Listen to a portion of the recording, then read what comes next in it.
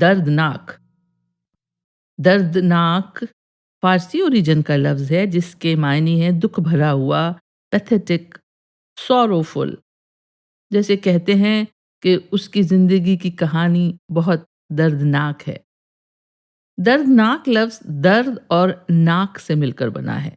नाक फ़ारसी का एक सफ़िक्स है जो भरा हुआ, फुल ऑफ के मायने में बहुत से लफ्ज़ों के साथ जुड़ा हुआ है, जैसे खौफ़नाक यानी भयानक, फ्राइटफुल, हॉरिबल, और शर्मनाक यानी जिस बात या काम पर शर्म आए या शर्म आनी चाहिए, यानी लज्जाजनक, शेमफुल।